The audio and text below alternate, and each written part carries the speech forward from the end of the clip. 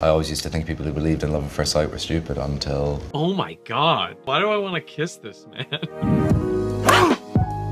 What's up, everybody? My name's Anthony Resinello. I have been a dating coach for almost 20 years, and you are watching Love Test, the series where I react to celebrities and see if there's any type of secret love between them. But the real reason that I make these videos is hopefully to extract any kind of dating skills, any type of flirting skills, and teach it back to you so you could use it in your own life. Today, we are gonna react to the Chicken Shop Date episode with AMELIA DIMOLDENBERG and Paul MESCAL. You know why I'm reacting to this one? Do you know where I heard of this one?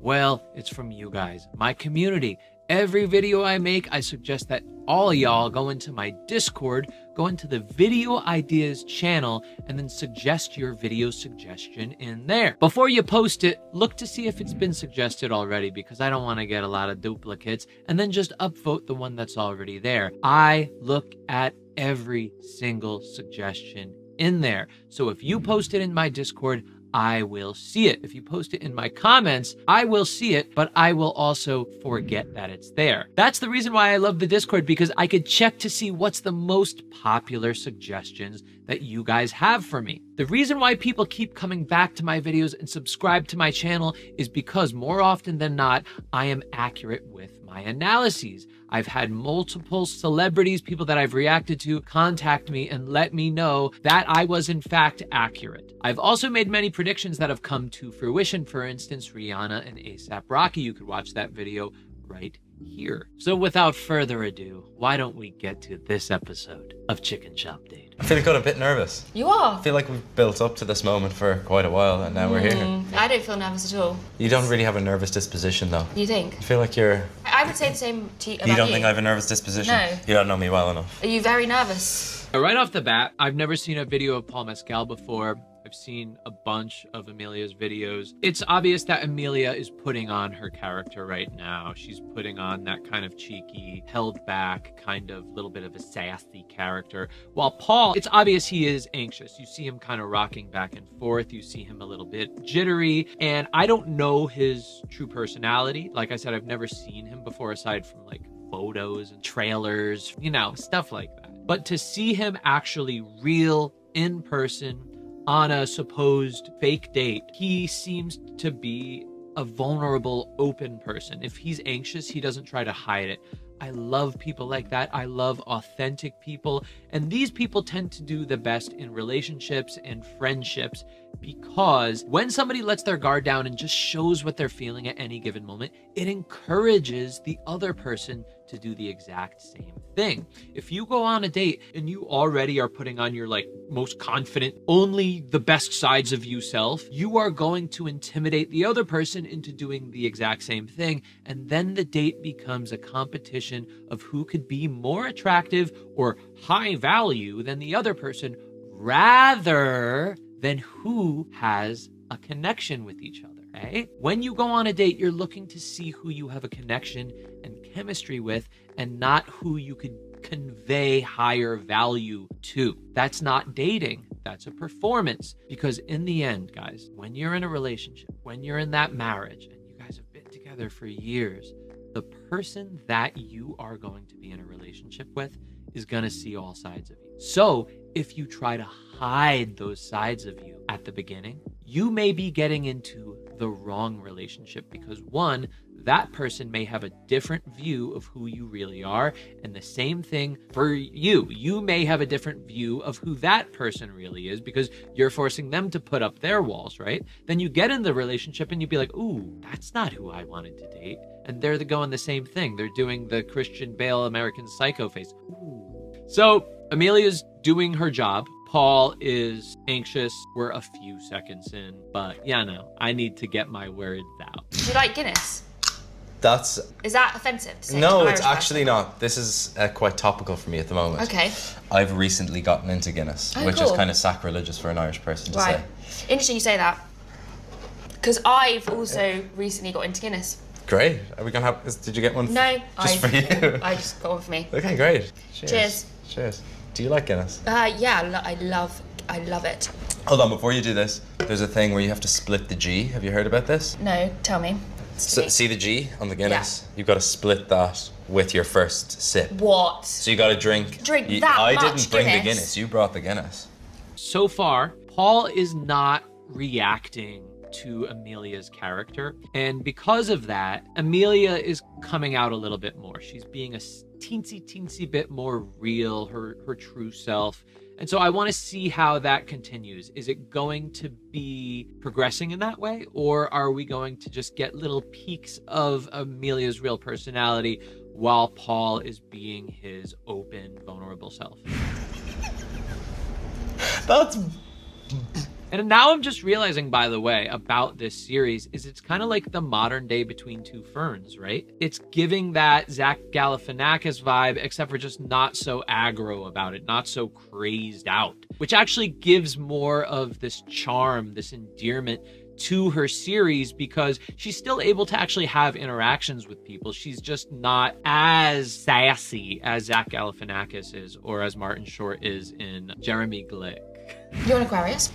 I'm an Aquarius, yeah. I'm an Aquarius. What's your date of birth? 30th of January. 2nd of February. Oh my God, Very wow. close. Paul has this incredible eye contact. Did you see how when he said 2nd of February, like, I'm gonna do this horribly because I'm not Paul Mescal, but like, he was like, 2nd of, like, he allowed those blue eyes or whatever greenish eyes to just like explode onto her face. It was incredible. Wait, I need to pause that moment because what a smile. You're an Aquarius?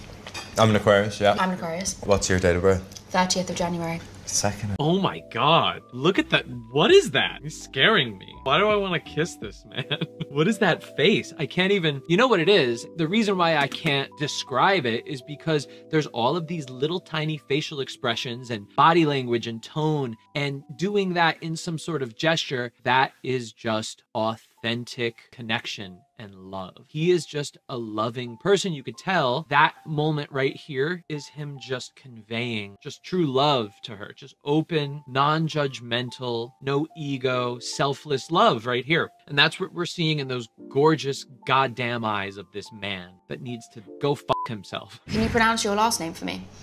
I'd like you to pronounce my last Apparently name. I got it wrong. MESCAL. Perfect. Perfect. You learned that from Andrew Scott. Yeah, I did. It's a hard name to pronounce. I feel like the tide is changing. I feel like more people are getting it right now than wrong. It's a propaganda thing we're putting out. It's a propaganda thing, and as you said, I haven't been in many movies, and the more that I'm in, the more the people get the name right. Yeah. Maybe you should have an easier name to pronounce as your last name, like DIMOLDENBERG. Or maybe I should just, yeah, that's true, DIMOLDENBERG. Or maybe you should just swap. Or maybe people should just get my name right. So what's Gaelic football? It's where lots of... What I'm loving about this interview, and listen, I totally get the vibe here. I have this small little thing inside me right now saying that even though Amelia's putting on this character, part of me feels like on a date, this is how she would act as well. I have a feeling she wants her sassiness to be broken down and, you know, have her walls broken down by the person she's on a date with so she could feel comfortable enough to have that real side come out and show her true interest. And this is a great example of a counterpoint to the Andrew Garfield video where Andrew Garfield was just zoomed in on Amelia. Just every little thing that she was doing. He was leading the interaction. He wasn't showing any anxiety, and he was genuinely finding attraction and interest in her, which is what forced her to break down those walls. I believe she would do this on a real date as well. I know people like this. My sister's like this. My sister puts up a very sassy exterior, and she wants the man to break down those walls so she could show her real side. It's almost like a little bit of a test, but not in a bad way. But what I see Paul doing right here, Paul Mescal, not Mescal, you got it wrong, not me, is he's not playing that game because I just think that that's not who he is. Where Andrew Garfield is more of a dominant personality, Paul seems to be a little bit of a more relaxed, held back type of guy where he's not trying to be so direct and in your face. He just wants to vibe it out and see if the vibe floats together, right? And so he's not doing what I think Amelia requires as part of her kind of attraction dance. Now, this is just a little thing inside of me saying this. I don't feel completely sure of that yet. I'm just kind of putting the pieces together, right? I'm just kind of testing stuff out in my head, seeing how it fits. And that's what I'm going off of so far. Theatre, TV, movies. Oh, that's a good question. Yeah, I know. Okay, shag movies, marry theatre, avoid TV. Really? Yeah, that's my...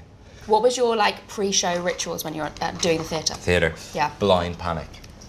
Love that for you. Lots of pacing. You're very good at your job. Okay, cool. And it's an attractive This is not a quality in a job. human being. It is a job. No, it's not not a job. We're on a date, of course. But yeah. This is real.